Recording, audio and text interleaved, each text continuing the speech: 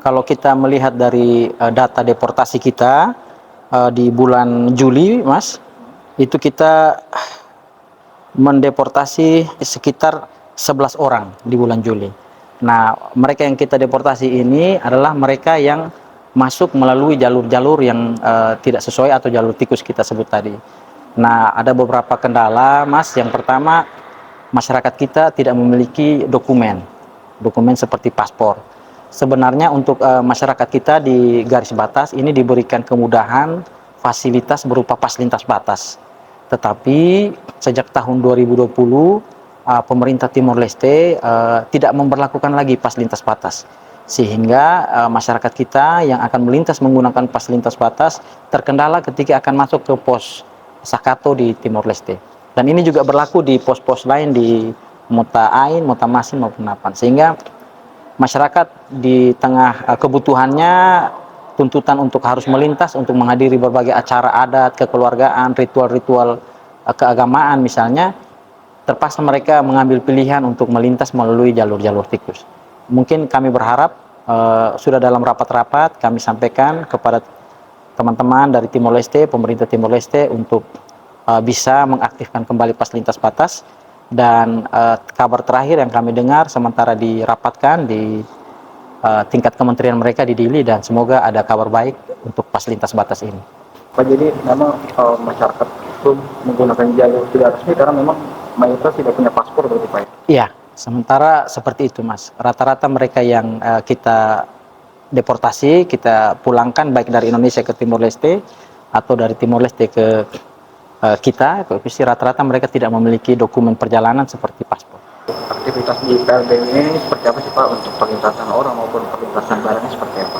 Baik, PLBN Wini merupakan salah satu PLBN dari 4 PLBN di wilayah Nusa Tenggara Timur yang menjadi pintu masuk keluar dari Indonesia ke Timor Leste maupun sebaliknya. PLBN Wini berbatasan langsung dengan distrik Oikusi, salah satu distrik dari negara Timor Leste yang merupakan distrik eksklave yang berada di luar daratan utama Timor Leste.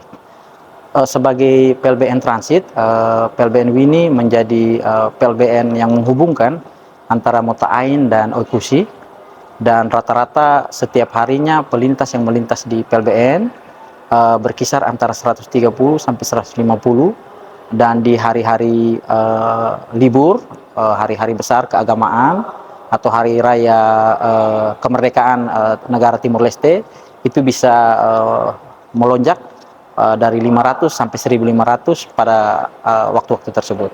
Ya. Untuk perlintasan barangnya seperti apa sih Pak, untuk ekspor ke Timor Leste, aktivitasnya di sini ada mungkin berapa truk yang lewat setiap hari, kemudian seperti apa mekanisme untuk mereka gitu. Ya, baik, untuk perlintasan ekspor setiap hari kita melayani proses ekspor dan impor. Biasa rata-rata per hari ada 7 sampai 10 kendaraan ekspor ke Timor Leste, dan biasanya barang-barang yang kita ekspor itu berupa sembako,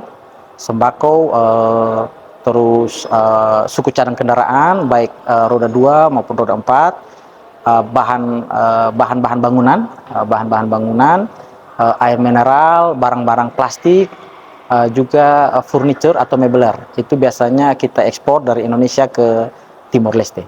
Untuk prosedurnya sendiri, biasanya para eksportir itu 1 hari atau 2 hari sebelum proses ekspor itu sudah menyampaikan permohonan ekspornya ke Bea Cukai, dan Bea Cukai akan mengeluarkan izin permit berupa pemberitahuan ekspor barang, dan pada hari keberangkatannya mereka akan membawa dokumen tersebut untuk melapor di pos lintas batas negara Wini, PLBN Wini, dan akan di clearance, diperiksa, di screening oleh teman-teman BC, Bea Cukai dan Lantas, kemudian terus melintas ke Oikusi.